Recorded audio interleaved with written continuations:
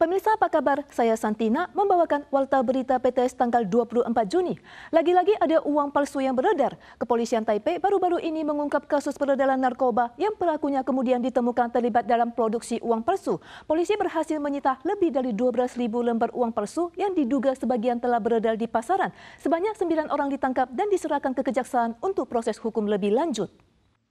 Saat polisi datang, tersangka sempat menolak bekerja sama. Namun di dalam rumah ditemukan uang pecahan $1.000 Taiwan dalam jumlah besar.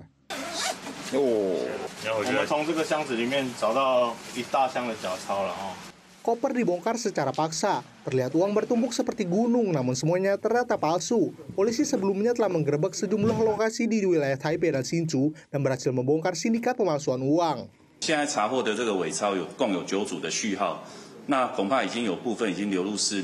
Uang palsu pecahan 1.000 memenuhi meja. Hanya dari barang bukti yang disita, terdapat lebih dari 12.000 lembar. Polisi juga menyita senapan angin dan berbagai jenis narkoba. Awalnya penyelidikan dilakukan atas dugaan peredaran narkoba oleh geng kriminal. Namun ternyata pelaku juga terlibat dalam produksi uang palsu. 9 orang telah ditangkap.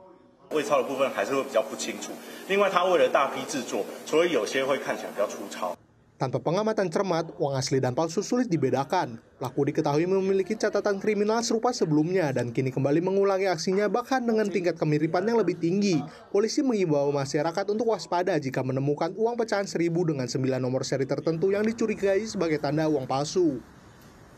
Kasus infeksi enterovirus di Taiwan menunjukkan sedikit peningkatan baru-baru ini dengan total 7 kasus parah yang tercatat termasuk 5 bayi baru lahir yang 4 diantaranya meninggal dunia. Sementara itu di Genting, 7 orang dari rombongan tur karyawan mengalami gangguan pencernaan sehari setelah makan di hotel tempat mereka menginap. Kasus ini diduga akibat keracunan makanan.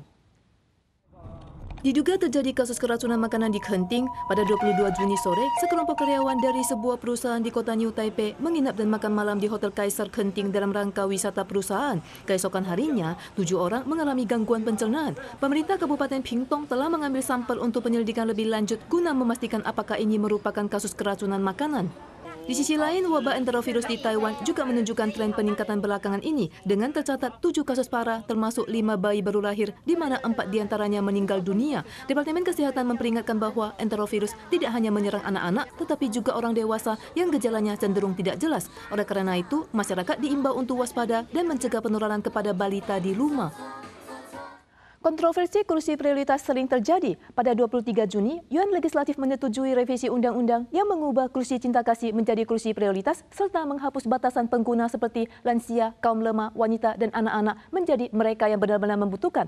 Kementerian Transportasi dan Komunikasi MOTC selanjutnya akan mengganti simbol-simbol terkait di semua moda transportasi umum. Pak Chang yang mengalami kesulitan berjalan duduk di kursi cinta kasih setelah masuk ke gerbong MRT.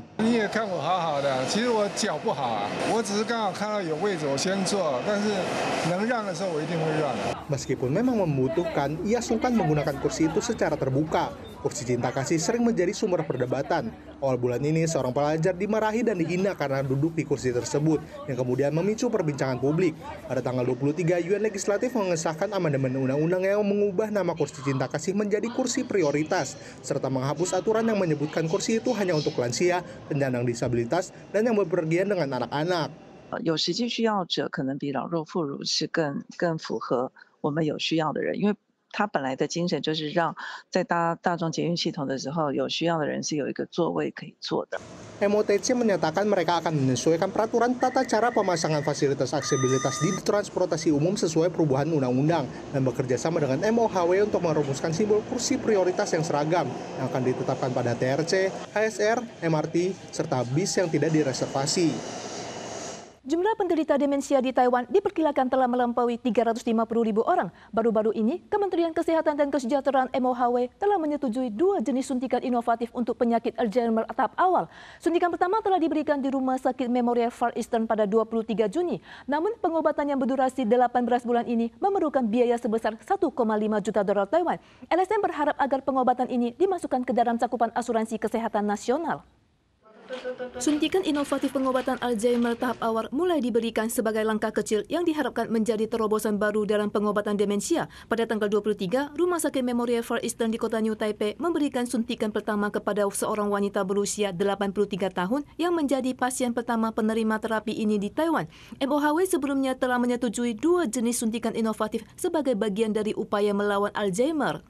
2 obat yang disetujui kali ini berfungsi dengan membersihkan protein amiloid penyebab degenerasi saraf di otak. Setelah lebih dari 1 tahun pengobatan dengan suntikan Kisunla, sekitar 66% pasien berhasil menghilangkan protein tersebut. Namun perawatan selama 18 bulan ini memerlukan biaya sekitar 1,5 juta dolar Taiwan. RSM menyerukan agar pengobatan ini dimasukkan dalam cakupan asuransi kesehatan nasional untuk meringankan beban pasien. Menanggapi hal ini, Badan Asuransi Kesehatan menyatakan mungkin akan dibahas pada akhir tahun. Konflik Iran-Israel memasuki babak baru. Presiden Amerika Serikat Donald Trump mengumumkan melalui media sosial bahwa Israel dan Iran telah sepakat untuk gencatan senjata mulai hari ini. Sebelumnya, Iran meluncurkan serangkaian rudal ke pangkalan militer Amerika Serikat Al-Udeid di Qatar. Qatar mengecam serangan tersebut dan menyatakan bahwa tidak ada korban jiwa. Di televisi Iran terlihat peluncuran rudal yang menyerang pangkalan udara Al-Udeid militer AS di Qatar. Langit malam Qatar tampak dipenuhi kilatan dan suara ledakan terdengar dari kejauhan. Serangan ini merupakan balasan Iran terhadap serangan udara AS terhadap fasilitas nuklir mereka. Militer Iran mengklaim serangan tersebut sangat merusak dan memiliki daya ledak besar. Di jalan-jalan Teheran banyak warga merayakannya.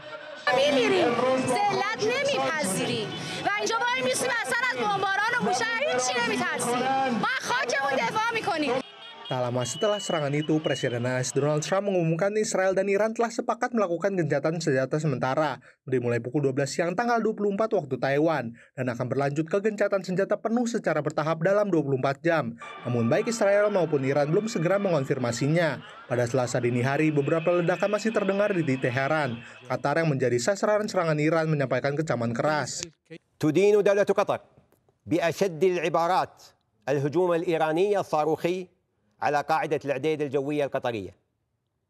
هذا الهجوم يمثل انتهاكا صارخا لسيادة دولة قطر.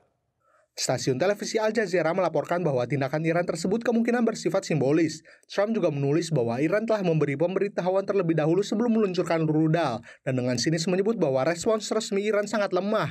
Semuanya sudah diperkirakan. Qatar menutup wilayah udaranya sebelum serangan terjadi, dan diikuti Kuwait, Bahrain, serta Uni Emirat Arab. Kementerian Luar Negeri Prancis memperingatkan bahwa tindakan ini dapat menyebabkan eskalasi berbahaya di kawasan Timur Tengah. Para pemirsa sekalian, sekian warta berita dari PTS. Kita soal lagi di lain kesempatan. Sampai jumpa.